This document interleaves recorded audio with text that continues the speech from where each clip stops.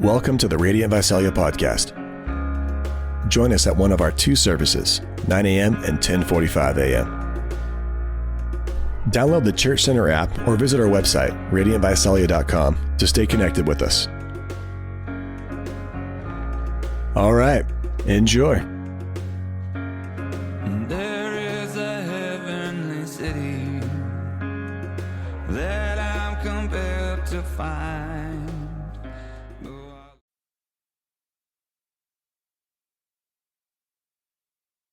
We're going to share the Passover meal, and Jesus also institutes something else that we call communion. He institutes the Lord's table right there around this Passover meal, and then Jesus drops a bomb. And just as they're listening to him talking about, this is my body broken for you, and they're going like, wow, what's he talking about? He turns and he says, one of you is going to betray me and turn me over. And, you know, we've read the story so we're familiar, but I want you to think about this. This is 12 guys, 12 dudes who have been day in and day out with Jesus for 3 years straight. Son of God. Seeing all the things that Jesus did and all that he was, what he lived every day, living with him, eating every meal with him, seeing and learning how he prayed, how he walked, how he communed with the Father. They are there with him, these 12, and all of a sudden, Jesus drops his bomb and says, yeah, one of you guys is turning on me tonight. You're going to betray me. That had to be pretty unsettling. It's not like a room like this. This is 12 people around a table. This is an intimate group. These guys had nicknames for each other. These guys joked with each other. They probably ticked each other off, just like any group of 12 guys would, living with each other for 3 years.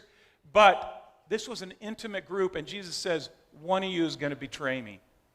And then he walks through this interchange with Judas, and Judas ends up flying out of the room. And you got to know these other 11 are sitting there going like, oh, whoa. That had to be really unsettling, had to grip their hearts. All of a sudden, this thing that began so cool with Jesus washing their feet is like, man, Judas left.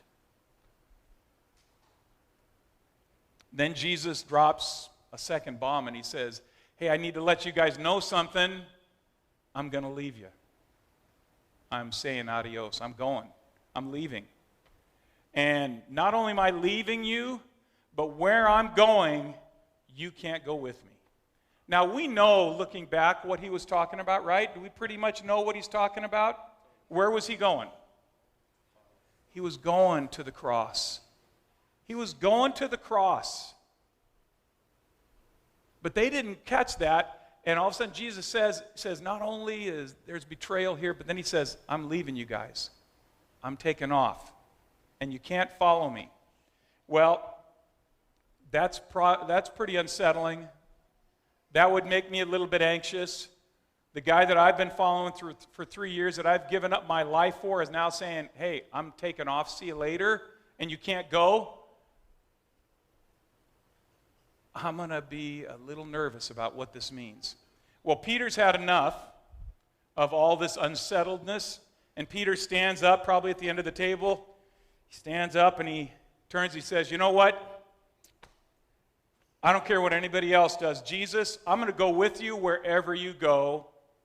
I'm with you. Even if I have to die to follow you, I'm with you. And what I can kind of imagine in my eyes and mind as I think about it is that Peter stood up and got bold, and the other 10 are probably pushing up off there going, yeah, that's right, Peter. We're going to follow him. And Jesus just stops Peter and says, Peter, before this very night is over, you're going to deny me 3 times. And so you can see the disciples that were pushing up, they sit back down and say, okay, wait a minute. Okay, so Peter, the guy that's supposed to be helping, he's our kind of our lead dog out here, he's going to deny Jesus. We've had betrayal, now we're having denial. Jesus is taken off, we don't know where he's going and can't follow him. Talk about troubled hearts. Talk about anxiety. These are guys that left their jobs and left their families to follow Jesus. These aren't guys that just went to a church meeting and heard something a little bit different. These guys had left their jobs, left their families, put their lives on pause for 3 years. And this is the news they get. So these are guys that are now pretty unsettled. They're probably very anxious. They've heard the bombs drop. Betrayal, you're leaving, denial. These guys were troubled. And it's in this context, see that, there's not chapter breaks in the original scriptures that are recorded. Those are there to help us find our way around in the Bible. But there was no break here. This is all one ongoing experience that evening. So it says in that basically what that means is that very context where Jesus turned and said to Peter, you're going to deny me this very night 3 times. The next thing he says is he looks at their faces and he says, hey, don't let your hearts be troubled. He looks into their eyes and I can see the concern on their faces. I can imagine it. I can feel it in my own soul. When I think about the disappointment and the wondering and what they're trying to figure out about this, I can imagine what they look like, defeated, full of fear. And Jesus turns and looks at them and he says, hey, guys, look in my eyes. First thing he says is just don't let your hearts be troubled. And then he walks and unpacks some of this with them. And it's really practical and it's really significant. And kind of a side note before we jump into what Jesus does to really help them get out of this troubled heart situation. One of the side notes for me that I love when I think about this passage, when I think about the gospel as a whole, is I love that Jesus looks at this ragtag group of now 11, was 12 an hour earlier. Now 11, and he knows Peter's going to walk right away from him, deny him flat out 3 times. He sees not just their faces full of fear, knowing Jesus sees their hearts. He sees where things have gripped their hearts. He's God. And you know what his conclusion is? Yeah, these 11 guys, I'm going to go to the cross for them, and then I'm going to plant my great church through them. Can you imagine that? That's the conclusion Jesus comes to. That is the conclusion he comes to. I'm going to go to the cross for these guys, this fearful, anxious group that seems like they're flailing in the wind. I'm going to go to the cross for them, and then I'm going to plant my church through their lives. It's amazing to me. It refreshes me. It encourages me because that's still the gospel today.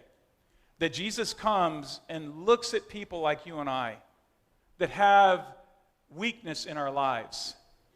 And he says, I come to bring the gospel to them so they could be free men and women, and so that I can do something through their lives that is fully beyond what any of them could pull off. I'm going to plant my church in the world, and the gates of hell are not going to stand against it. I love that. I love that. That's encouraging. You know, this whole thing of planting churches and seeing the gospel of Jesus extended is not just for a couple church planters here and there. It's for disciples. It's for followers of Jesus. It's for you and I. I love it. My weakness does not cause Jesus to turn away from me and go somewhere else looking for somebody to do the job better than me. He says, I'm enough. That's beautiful. Well, I want you to hear the simple and loud truth. Before we look at some of the practical part of this, I want you to hear the heart of God that comes thundering through, first of all. Jesus, as he shares all this stuff, he turns and he says, don't let your heart be gripped in trouble. Don't let it be gripped in turmoil and fear and anxiety. And I want you to hear what Jesus' heart was for those disciples then and still for us today, and that is that God doesn't want his crew, then or now, to be struggling with troubled and fretting hearts. He doesn't want that for us. He desires something else for us. He wants our hearts to be free from the turmoil inside. And that's the essence of the gospel itself. You know, if you think a little bit earlier, John chapter 10, Jesus makes some really bold statements about the gospel. And he says to them, he says, I've come to bring you life. What kind of life? Abundant, overflowing life, full life. And he says, that's what I've come to do. That is, in a nutshell, the message of the gospel. I'm coming to bring life to you that's overflowing. And it's like the opposite of troubled and anxious hearts and lives. The gospel's the opposite of that. And so the beauty of this is that Jesus is saying, I'm not content for your heart to stay in a place of fretting and anxiety and fear. The gospel is all about setting you free into something else. And I want to say in the same way that that's true for those 11 disciples that were trying to figure out how they were going to move forward, I want to say that that's true for you today. That's true for me. Jesus looks right into our eyes. He sees our faces, and he looks beyond that. He sees our hearts. And he says, I would not have you go from this place with troubled, fretting, anxious hearts. I want to do something. I want to give you a gift. I want to give you a gift of freedom. And so, let your heart listen today. You know, one of the things that is the most common struggles that we have as people today is our tendency to have heart turmoil, anxiety, fear, fretting, troubled hearts. It's a common thing. It's not for a few weak people here. It's for all of us. Something we all struggle with at different times in our lives, at different times in our week. It's not something that once you come to Jesus, you're done with it. It's something that we wrestle with. It's one of the reasons why counselors, I'm grateful for counselors to sit with people and sit with us to talk through things, work through things. But it's one of the reasons that counselors have a really good job today. Plenty of work. Because we have a lot of people in our culture, in our society, among us, that wrestle with anxieties and fears and a troubled heart. We can be troubled with a lot of different things. Different things affect us. It might be our failing health. It might be our children. It might be our marriage. It might be our job or lack of job. It might be our bills, how we're going to pay our bills. It might be fear of rejection. It might be our relationships. It might be our loneliness. It might be something like our weight. It could be anything, our appearance. We can fret. We can struggle over these things, and they can become big to us. They can become almost insurmountable. And the gospel of Jesus, the good news of Jesus, to those 11 guys in that room and to us here in this room, is that Jesus has a way to lead us out of having troubled hearts. He has a way to lead us out of that place of anxiety and fretting into something different. And as we prepare to turn there, I just want to invite you to just take a minute, just not a full minute, but take a few moments right now to do a little heart inventory on your own life. What's unsettling your heart right now, other than this heat? What's unsettling your heart? What's landing on your heart and life in such a way that you feel the trouble of it? You find yourself fretting and anxious. Point to that thing. Find that in your life. Just take a second.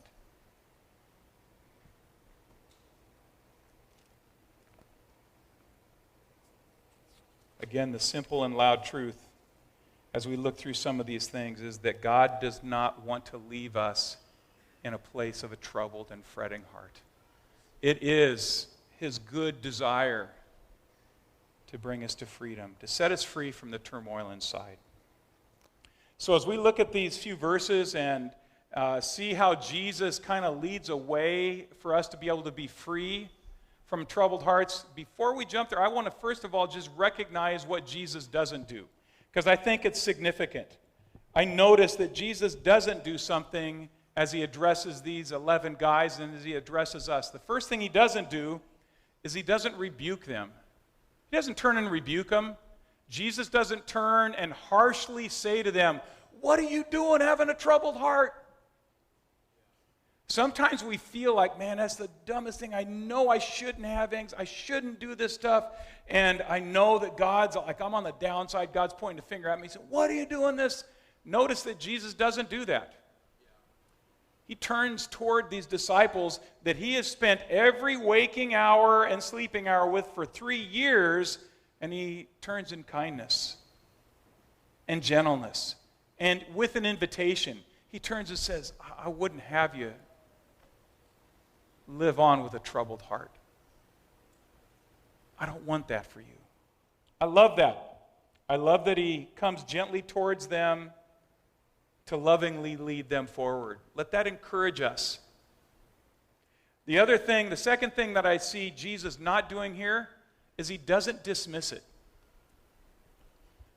You know, sometimes when we open our lives to each other, for some of us it just flows out really easy. For some of us we have to wrestle with it, and we're going to decide, I'm finally going to open my life. And you decide like you're in a pack setting, and you're going, okay, I'm going to share. This is what I'm struggling with. And the very next thing that comes out, somebody says, "Oh, that's not even that big a deal. Listen to what I'm struggling with." And it's like, boom. It's like, what does that do for you? It doesn't do anything good for me. I feel dismissed. I love that Jesus doesn't quickly dismiss this, because if anybody could have a troubled heart in the room, guess who could have a troubled heart? Jesus is facing a cross. He's looking at 11 weak men that he's going to build his church with. If anybody could have a troubled heart, it's Jesus. I love that he doesn't dismiss it. He doesn't just turn and say something simple like, "Don't worry, just be happy, guys."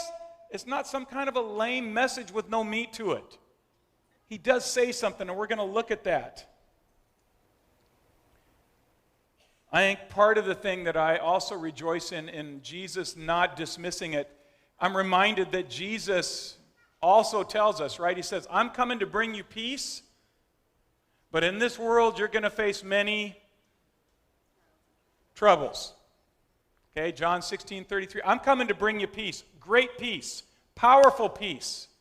But in this world, you're going to face a lot of troubles." You're going to face a lot of troubles. In me you have peace, but you're going to face troubles. You know, the gospel of Jesus isn't about being free of troubles. So Jesus doesn't turn to them and try to say, "Just pray off the troubles. No more troubles." He doesn't turn to him and say, "Just act like it's not that big a deal. Your buddy's falling on your right and your left. Betrayal, denial, I'm leaving you." He doesn't try to dismiss that and minimize it. The gospel of Jesus isn't about being free of troubles, but rather the gospel promise in the Word is that the troubles that we face in this life, and we will face troubles, will not have the power to keep fear, anxiety, fretting over our lives. It will not have power over our lives. The good news of Jesus is all about living free of the strife that can come when we face troubles.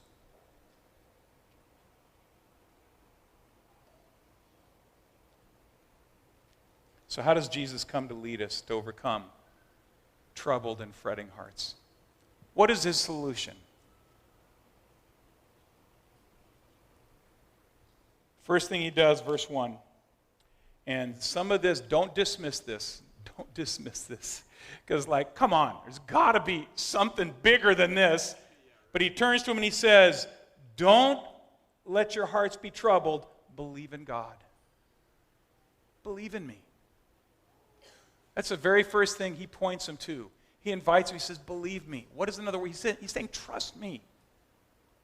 That's what he's saying. He's turning to these 11 and he says, don't let your heart sink in strife and turmoil. And he looks at him and he says, first thing, trust me. Believe me. Believe the Father. Believe God. Trust me.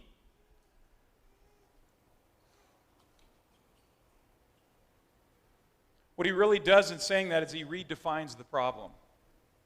What he says to them, in essence, is, this really isn't a trouble problem. It's a trust problem. When our hearts are anchored down and weighted down with fretting and anxiety, it's really not a trouble problem. Because we all are going to face troubles. Jesus tells us that. It's really a trust problem. And so Jesus very simply turns and says, let's define this for what it really is. It's trust. It's faith. It's believing. And he invites and he says, believe me. Believe me. He's lived 3 years with them, and he's shown his faithfulness and his goodness, and so he's reminding them, you can bank on me. Believe me. Trust me. Jesus, in the same way, turns to us in our places of anxiety and fear, and he speaks. He says, don't let your heart be gripped by the trouble, the turmoil. Believe in me. Believe me. Believe the Father. Trust me. That's his first invitation toward us. If we think that we can find freedom from troubled hearts and anxiety outside of trusting in our good God, we're wrong. There's more that he leads us to, but it's a beautiful, simple thing where Jesus just says, let's address this for what it is. It's a trust thing. Begin to trust me again. Go again. These are guys that have trusted him. They've trusted him enough that they left everything they knew to follow Jesus. And so he's saying, trust me again. And the invitation of Jesus to us, where we're wrestling with stuff, where we're struggling with things, where anxiety and fretting and fear is trying to steal our lunch from us, the invitation from Jesus is, believe me again. Trust me again. Go back to that simple thing in that area that you're fretting with. Trust me. Begin to trust me there again. Do it again.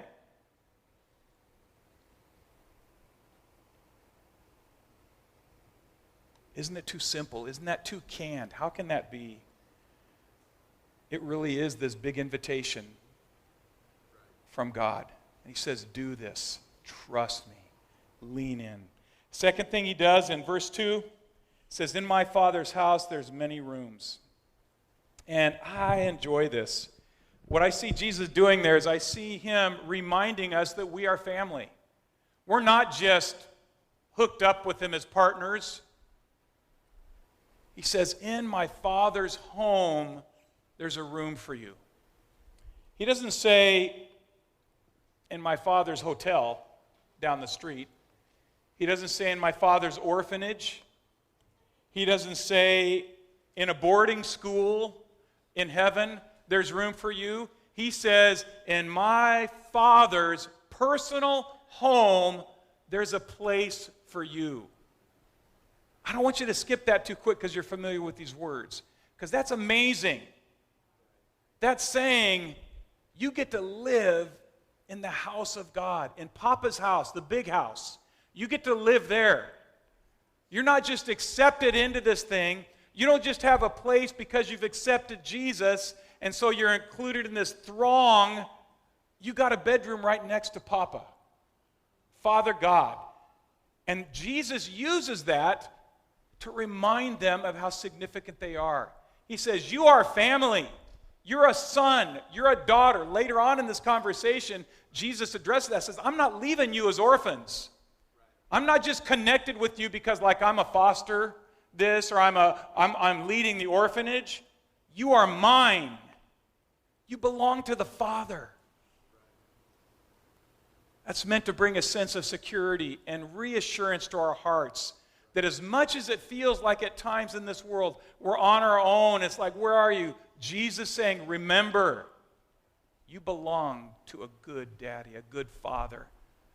And you're not just a part of a group. He knows you by name. And he turns and he addresses you and he says, Kevin, I know you. I've got a place for you. You're my boy. This is for you. This is not just for all sons. This is for you. I love the beauty of what Jesus says to those disciples there. We belong to a loving and a powerful Father.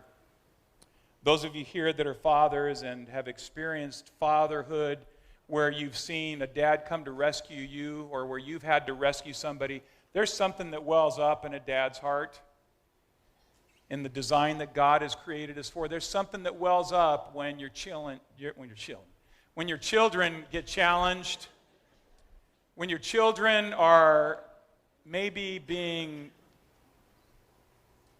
worked over in an anxious situation. A father rises up, and I want to say that we have a good father that is more powerful and more kind and more full of grace than any father on this earth. And he rises in defense of his children. He rises in defense of you. Those things that you're wrestling with, that you're troubled with, you have a good father that says, come on, get up here on this lap with me, and we're going to work this through. I'm going to show you why you can relax and trust me. I've got your life. Verse 3, Jesus goes on further, and Jesus says, I'm going to prepare a place for you, and then I'll come again and take you to myself. And what do you think that means? You know, it's like, I'm going to prepare a place. You've said already that there's a room for you in my Father's house. And then he says, now I've got to go make it ready. And it kind of, you know, when you're just thinking of the imagery of a house and all those things, kind of like, okay, that's cool, that fits. But what in the world would Jesus need to go fix in the Father's house? What would he have to do? Do you think it's like dirty? You think it's like messed up from somebody that's been there before, so I'm going to go take care of it? You think there's like he has to finish something in the Father's house? He has to finish your room? I think it's beautiful what Jesus is saying to these disciples. He's saying, there's a room for you in Father's house, and I'm going right now, the place where I'm going is to make a way for that possible. I'm going to make that possible by what I'm going to do right now. He's referring simply to the cross. Jesus didn't have to go fix anything in the Father's house. You know what he had to fix is this relationship with us and the Father. That's what he came to fix. And he says, I'm going to go fix that right now. I'm going to go to a cross, and I'm going to fix what's been broken since the garden so that you can take your rightful place again in the Father's house. I'm going to a cross. And through that cross, I'm going to make the way for you to be able to engage with the Father in the way he's intended from the very beginning of time. I love Thomas. You know, Thomas is there, and he's trying to analyze all this stuff, and he's a thinker, and I like that. You know, we sometimes we throw stones at Thomas, and we call him Doubting Thomas. I think Thomas is pretty cool. I don't think he's a big doubter, but he makes me laugh. You know, I could see myself doing some of these things. You know, Jesus says, I'm going away, I'm going to do this, I'm going to go prepare this place, and you know the way to go. And Thomas is going, okay, Jesus just told us we can't follow him where he's going, and none of us knows where he's going, right? So Thomas kind of like, wait a minute, what do you mean we know the way? How do we know the way? You've not told us where you're going yet? You need to tell us where you're going before we can agree with you that we know the way? And Jesus just stops the convo and he just says, Thomas, I'm the way. I'm the way. I don't know whether he was baiting Thomas intentionally, like, I know how Thomas is going to work. This is going to be a perfect thing to say right here.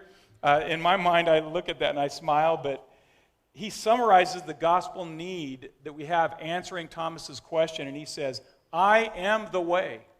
I'm the truth. I'm the thing you need. I'm the solution for you. You don't need a compass. You don't need a map. You don't need GPS to be able to figure out how to do this. You need me. I'm going to be your true guide. I'm going to lead you through. I'm going to hold on to you. I'm going to get you to the destination you need. Jesus himself, he's saying, I'm going to be your dwelling place. I'm going to be, by you living in me and leaning on me, I'm going to be the one that's going to take you through in freedom, outside of anxiety, outside of the burden and the turmoil that's outside of you. He promises to be our true guide into a loving relationship. And it's beautiful, and it's simple, and it is the gospel of God. It is the amazing, great news of God. Not that just we come to Jesus and through Jesus find salvation in the Father, but that as we come to Jesus every day and lean on Him, we find freedom from the things in this world that would look to take us down. We face the stuff and we recognize, you know what? I can be secure. This should heap security on us. When Jesus says, I'm the way, I'm the truth, and the life, that means you don't have to understand everything that's going on around your life. You don't have to understand it all. It's good for you to understand as much as you can. It's great. But you don't have to have that to experience the kind of freedom and life that Jesus has for us. He says, I'm the way, I'm the truth, I'm the life. Just as we're closed, I'm going to invite worship team. Would you guys come? Again, I want to remind you that the gospel of Jesus isn't you're not going to face troubles. We're going to face troubles, every one of us. If you're not facing troubles right now, wait till tomorrow. There'll be some troubles. That is the truth. We live in a world that's going contrary to following a good father. And so there's going to be troubles. You're going to face troubles in relationships. You're going to face troubles in your marriage. Does that mean your marriage is the wrong marriage? No. Heck no. Why do you think God gives us marriage? This is a whole nother sermon, so I better not go down this thing. He doesn't give you marriage to make you happy. He doesn't give you marriage so that you can face a trouble-free life. He gives you marriage to change you and shape you into being more like Him. It's a blessing, it's a gift, but it comes with trouble. He didn't promise us we wouldn't have troubles in the gospel, in our marriages, in our jobs, in the things we face. But what He promised us is that we would not need to have hearts that are weighted down and full of anxiety and fretting, because we can lean back securely on us being children of a good Father. Trust Him. See Him take us through it and lead us through it and lift the weight. He's good at lifting the weight, church. Psalm 46, God is a refuge and strength, a very present help in our times of trouble. Nahum 1:7, the Lord is good. He is a stronghold in the day of trouble. So hear the heart of Papa, guys. Hear the heart of Papa. He draws us close and He says, don't stay with a troubled heart. Don't stay.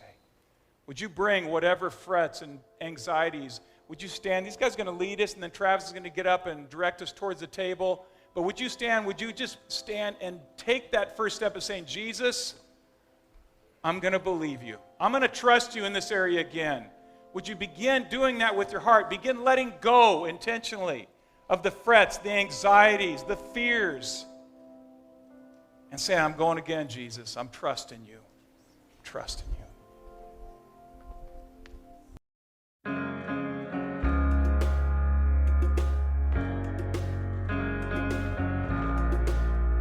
Thanks for listening. We want to be a resource for you as you walk with Jesus. So please connect with us at radiantvisalia.com. Until next time. There is a heavenly city that I'm compelled to find. Though I love the flowers and trees and the smell of the grinding sea and all the beautiful things here in life. And I